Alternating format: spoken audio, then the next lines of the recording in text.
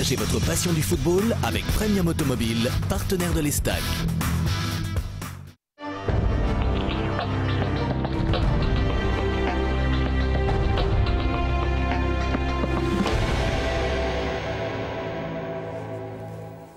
Bonsoir et bienvenue dans l'émission Tribune Libre. Ce soir, nous revenons sur la rencontre Estac-Lens qui s'est déroulée vendredi soir en compagnie ce soir de Rafik Mezrich. Bonsoir Rafik. Bonsoir David. Et de Christophe Gatouya, le spécialiste de l'arbitrage. Bonsoir. Bonsoir David.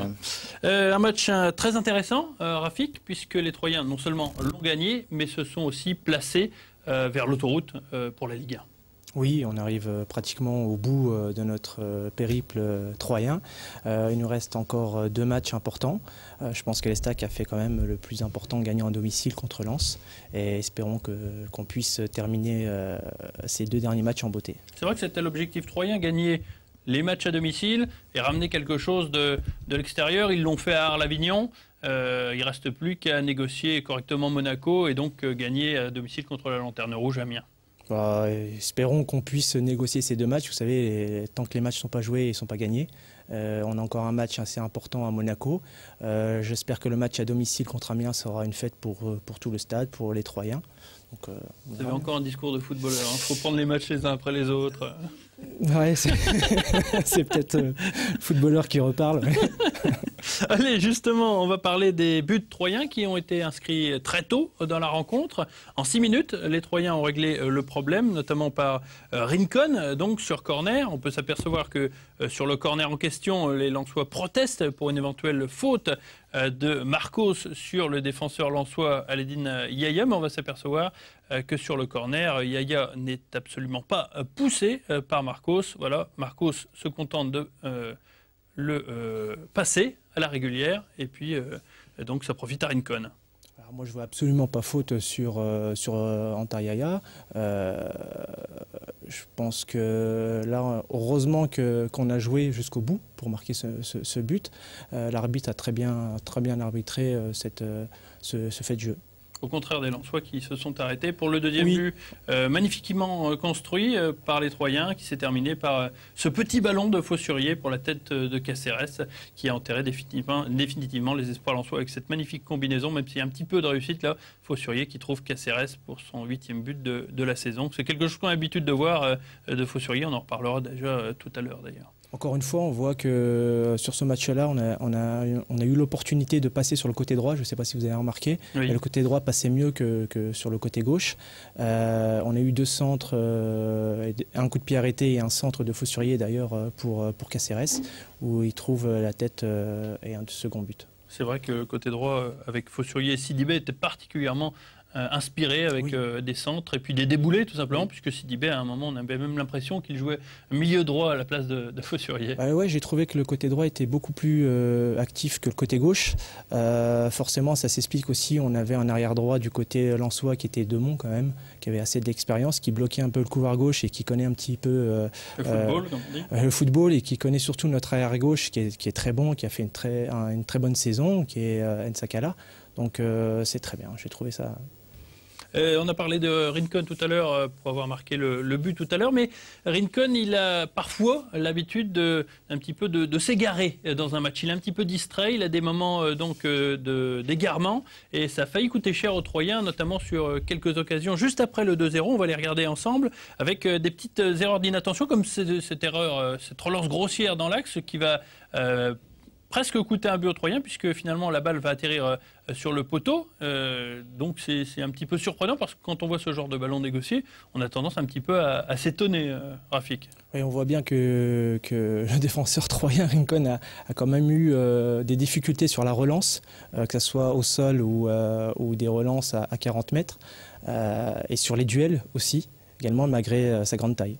Oui, c'est vrai qu'il a tendance à faire des fautes un petit peu à proximité de la surface de réparation. Heureusement, ça n'a pas duré, il s'est bien repris, mais c'est vrai que c'est un petit peu limite ces égarements, même s'il s'est un petit peu rattrapé en marquant un but, et puis notamment en étant sur le coup du deuxième but, en récupérant le ballon au milieu du terrain. Mais c'est des petits moments qu'on a tendance à retrouver un petit peu trop souvent dans les matchs. D'ailleurs qu'on n'a pas eu ces fautes dans notre surface de réparation.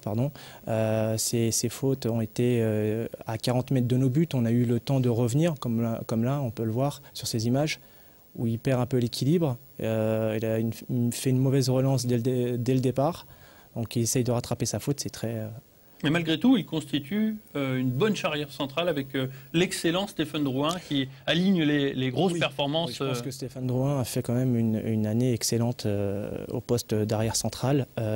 Il est très complémentaire, il est beaucoup dans l'anticipation, il a une bonne relance et je crois que heureusement que Stéphane était là derrière. Voilà, c'est sans doute la meilleure paire que Jean-Marc Furlan pouvait aligner cette saison. Je vous propose maintenant de découvrir l'homme du match.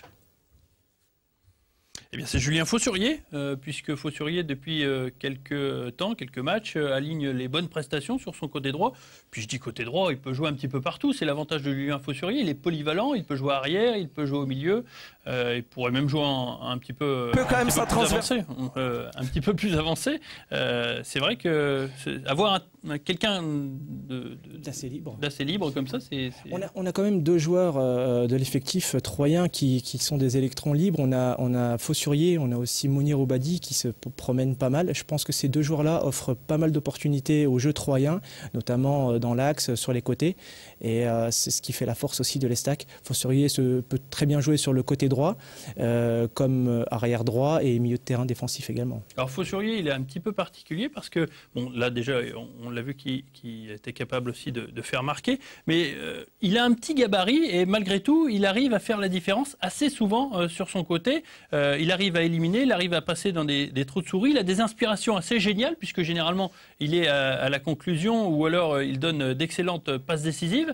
Honnêtement, ce joueur, on a du mal à croire qu'il y a quelques années, il était encore en CFA2. Oui, il a pris un peu d'expérience quand même depuis le temps qu'il joue. Et puis, regardez par exemple avec quelle facilité il va effacer le joueur de Lens. Tout ça. Vous savez, petit gabarit, ce n'est pas synonyme de petit joueur. Hein. On a un grand joueur aujourd'hui qui s'appelle Messi, c'est un petit gabarit aussi. Donc il a une aisance technique assez facile. Il est bien techniquement, physiquement, il tient la route aussi. Donc c'est quelqu'un qui tient sur ses jambes. Non, moi je pense que c'est un joueur d'avenir. C'est certainement quelqu'un sur lequel il faudra peut-être s'appuyer en Ligue 1. Oh, je pense, oui. On va maintenant mettre sur le grill notre ami Christophe, qui n'attend que ça, puisqu'on va parler de l'arbitre de vendredi soir, un arbitre que l'on ne connaît pas forcément, mais c'est pas forcément une mauvaise chose, puisque si on ne parle pas de cet arbitre, c'est que finalement il fait du bon travail. Oui, Sébastien Deciage est en Ligue 1 depuis 1 ou 2 saisons, je ne sais plus, mais c'est vrai que comme vous dites David, on parle très peu de lui, donc quand un arbitre est discret, qu'entre guillemets il n'a pas de casserole, c'est qu'il fait pas de bruit, donc c'est bien, que vous tout va bien. Connaissez que quelques arbitres ont des casseroles. On est que des hommes, David, on est comme vous, hein, on est comme vous. Excellent arbitrage de la part de monsieur Deciage vendredi soir, je tiens à le souligner. Malgré tout, il a commis une petite bourde qui aurait pu coûter cher à l'Estac. Vous allez le voir en image, mon cher Christophe, avec une petite erreur qui, on va le voir, se reproduit généralement souvent dans des matchs du championnat de France de Ligue 1 ou de Ligue 2, avec ce ballon, vous voyez, qui roule, qui n'est pas arrêté, et tout de suite la balle est propulsée dans la surface de réparation. Heureusement, le défenseur troyen revient pour reprendre le Lensois, mais on voit, sous les yeux de l'arbitre, c'est quand même un petit peu gênant. C'est gênant pour vous parce que vous voulez mettre en évidence ça. Maintenant, bon, est-ce que c'est net? Est-ce que le ballon roulait encore? Alors, je pense qu'il y a peut-être une petite défaillance dans la collaboration avec le 4e arbitre, avec l'assistant qui aurait pu également lui indiquer un petit quiproquo. Maintenant, bon, ça n'a pas de grandes conséquences. Moi, je comparerais ça plutôt, puisque vous avez parlé de Julien Faussurier, c'est comme si Julien Faussurier faisait une mauvaise passe dans le match. Je ne suis pas sûr qu'on va retenir ça de son match. Donc, mais ça fait partie des mauvaises habitudes prises par le football, comme les protections de balles illicites. C'est quelque chose qui a peut-être échappé sur le moment, mais je ne crois pas que ça soit l'ait fait délibérément. On a tendance à le voir souvent, Rafik. Défendez-moi, on va pas lui... Là, pour le coup, je trouve que c'est vrai que là, c'était quand même le ballon circulait. Et vous avez vu, circulait pas mal. L'arbitre, Ouais. c'est sous ses Il yeux. est à 45 mètres des buts adverses. Bon, encore, on est à l'entrée de la surface. Je veux bien, il y a une réelle occasion de but. Maintenant, bon. Il est rentré dans la surface de réparation. Ah bah non, mais la faute, je parle de l'endroit de la faute qui est vraiment dans le rond central. D'accord. Là-dessus, non, il n'y a pas lieu de s'affoler. Je pense que l'arbitre a voulu laisser jouer Voilà, le il jeu propose assez le spectacle, rapidement et à puis il fait. voulait un peu de spectacle. C'est ça. Quand il a vu qu'il y avait 45 mètres du but, il s'est dit bon, bah, c'est pas grave, jouer. Et heureusement qu'on a eu. Oui, mais c'est un petit peu le côté négatif du football, jouer toujours trop vite, hein, que ce soit avec les ramasseurs de balles ou... Aujourd'hui, on veut il y a toujours une du accélération. football offensif, on veut du football qui aille de plus en plus vite, on veut des buts. Voilà, on essaye même les arbitres se sont mis à jouer plus vite, Oui, à puis siffler parfois, plus vite. on peut même jouer avec eux, on peut faire rebondir la balle sur eux. Et ça joue. Et ça joue. Il faut bien qu'ils servent à quelque chose, Oui, enfin. Il y a Mounir qui s'est engueulé, l'arbitre. Merci Christophe d'avoir défendu Monsieur Dessiage, qui, malgré tout, a fait un très bon match et a distribué les avertissements au compte-gouttes, préférant la psychologie, et c'est tout à son honneur. On le sait, donc, vendredi prochain, l'Estac se déplace à Monaco. L'Estac, malgré ses points d'avance, n'est pas obligé de gagner à Monaco pour monter.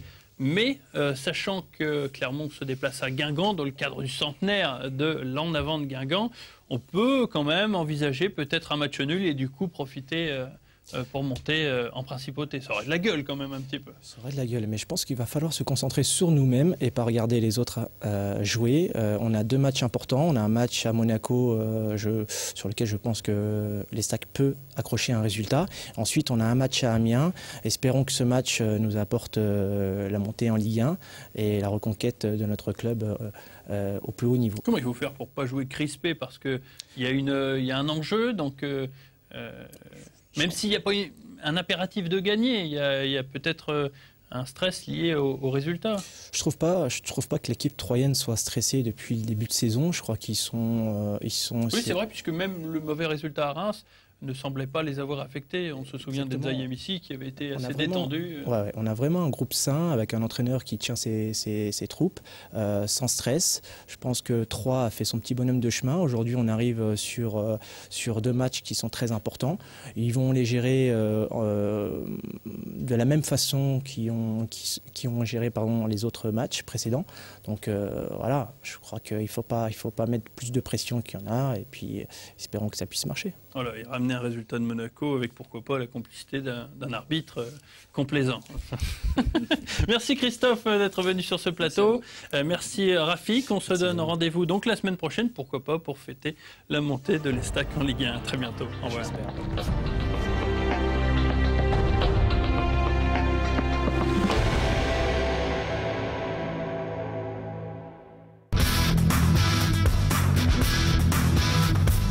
Partagez votre passion du football avec Premium Automobile, partenaire de l'Estac.